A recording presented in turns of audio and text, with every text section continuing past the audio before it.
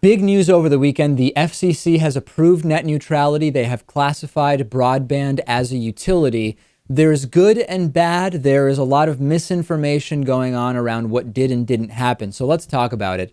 The FCC did reclassify broadband internet as a Title II public utility. This gives the FCC more regulatory power. The rules also apply to mobile broadband or internet on smartphones, which was not the case under the failed 2010 proposal. So what this does do is ban things like paid prioritization, which is internet fast lanes that big companies can buy.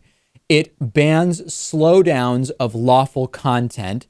And what does it allow? This part is really big. The FCC will allow some cities and towns to set up and expand municipal internet services, which would override state laws that block such efforts. This is a huge part, Lewis, because a lot of big ISPs have been going at the state level to try to prevent cities from installing their own broadband.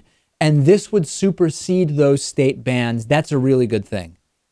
This is huge. I think if this is classified as a utility, that, of course, we should have government providing that utility in a lot of areas. Now, is this it? Is it all ginger snaps and chocolate waterfalls from here on out? Sadly, no. There is, of course, the possibility, now that the FCC has been granted more authority with regard to the internet, that the authority could be used in the future in ways that might not be a win for the little guy, the individual internet user. So some possible areas of caution are: the government uses language like ISPs will not be allowed to block legal content, which means that depending on the definition of legal content, ISPs may be able to block stuff that we would consider part of the freedom of the internet. If the government and corporate powers that be don't like certain types of encryption or torrenting, they can make those things illegal, and thus ISPs would be able to block them. And big corporations who want to enforce copyright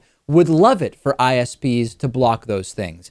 That is a real and legitimate concern. It is not about fear-mongering that merely government involvement in stuff is bad, but it is a very specific thing. We just have to wait and see what happens with that. Yeah, it could be used in the way you laid out, but this is also a law or a portion of the law that could change if it's a problem. So, it's not necessarily set in stone. Also, bandwidth is finite. The network in your neighborhood probably can't handle every customer streaming HD movies all at once on their laptops and smart TVs. So the solution obviously is, Comcast or Verizon or AT&T, they need to add more bandwidth.